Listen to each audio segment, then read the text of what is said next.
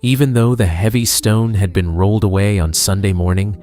the closest friends of Jesus were still trembling with a mixture of overwhelming fear and unbelievable hope. As the sun went down on that very first day of the week,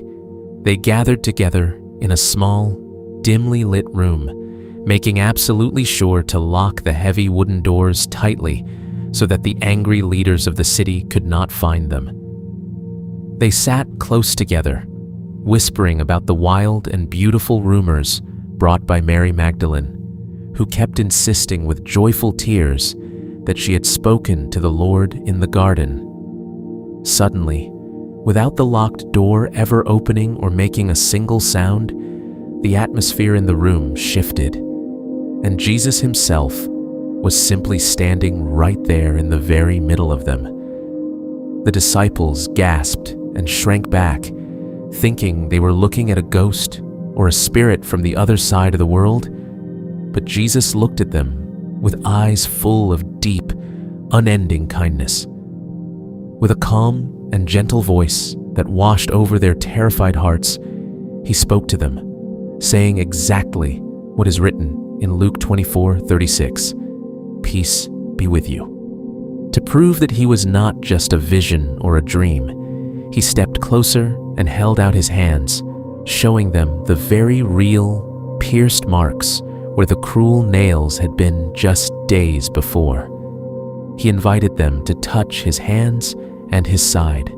showing them the beautiful mystery that his body was completely real, yet changed into something glorious and forever unbroken. He even asked them for a piece of broiled fish, taking it and eating it right in front of their amazed, wide-open eyes to show them that he was truly alive in flesh and bone. Over the next few weeks, Jesus moved in ways that were completely wonderful and deeply mysterious, appearing to his followers when they least expected it and vanishing just as quickly. One afternoon, he quietly joined two of his followers who were walking down a long, dusty road toward a little village called Emmaus, their faces heavy with sorrow because they still did not understand why he had to die. Jesus walked perfectly in step with them, hiding his true identity at first, as he softly began to explain all the ancient, hidden secrets of the scriptures,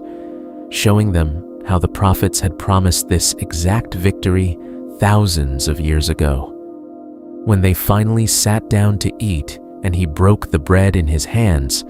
their eyes were suddenly opened to recognize their beloved master, and he vanished instantly from their sight. They looked at each other with tears of joy, realizing that their hearts had been burning like fire inside their chests the entire time he was speaking to them, proving that the light of the world was truly walking the earth once more. As those 40 mysterious and miraculous days continued, the disciples traveled far away from the busy streets of Jerusalem, returning to the quiet, familiar waters of the Sea of Galilee, just as Jesus had instructed them to do. But even though they had seen the risen Lord and felt the overwhelming joy of his return, their minds were still swirling with deep questions about what they were supposed to do next. So Peter, feeling restless and confused in the waiting, simply told his friends that he was going out to fish.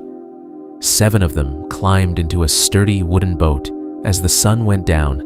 casting their heavy nets into the dark, rolling water hour after hour. But the entire night passed in exhausting, frustrating silence, and they did not catch a single thing.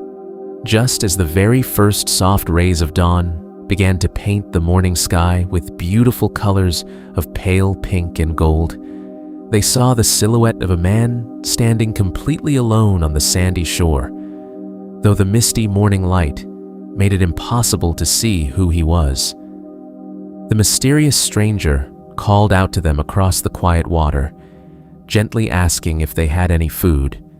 and when they sadly admitted that their nets were completely empty, he simply said exactly what is written. In the Gospel of John 21:6,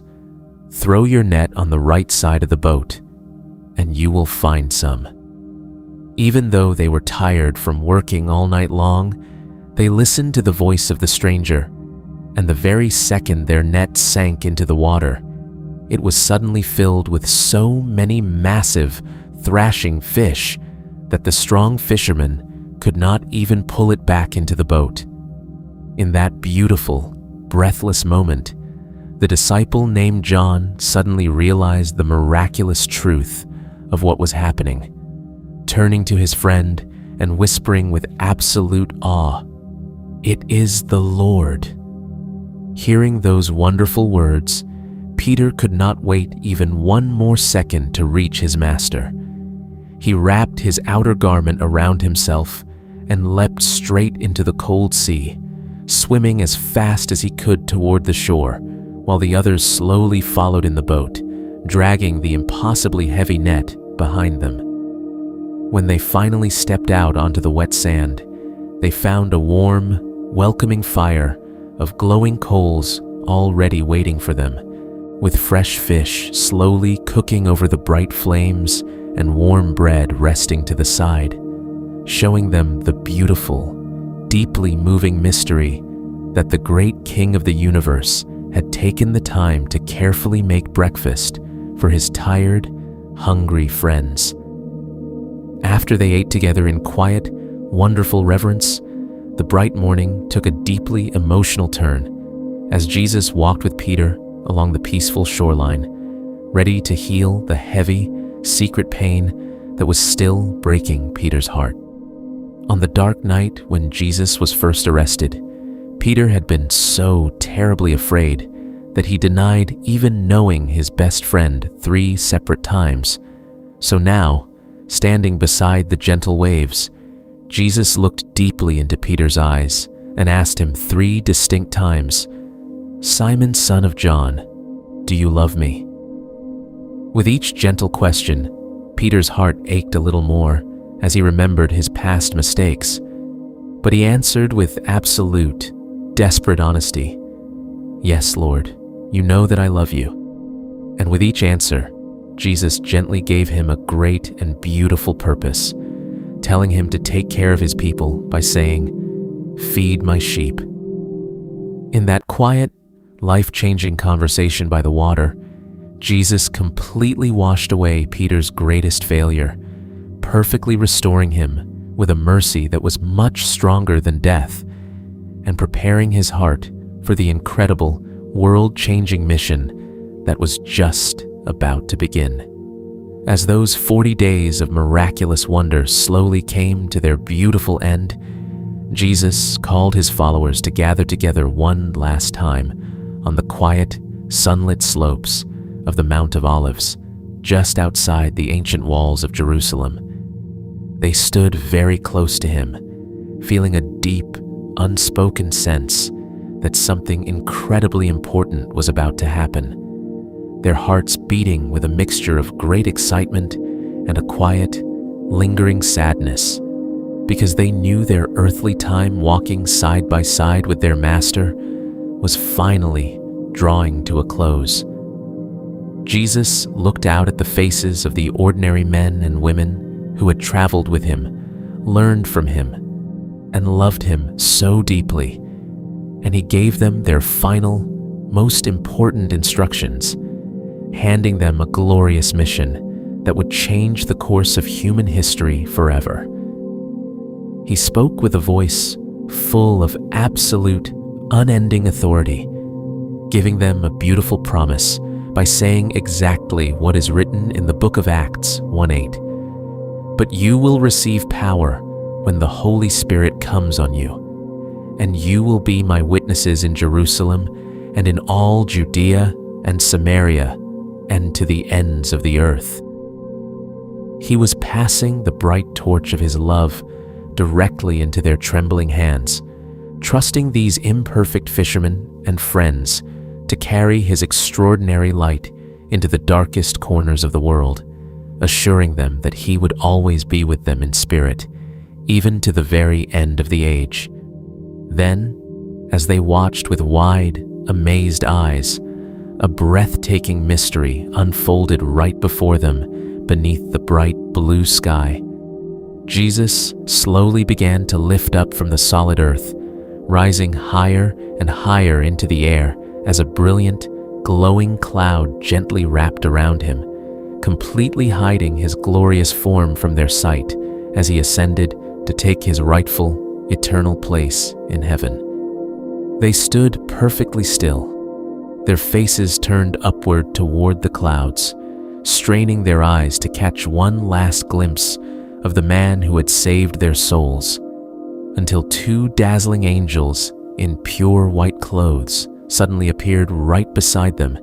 gently asking why they were staring into the empty sky and promising them that this same Jesus would one day return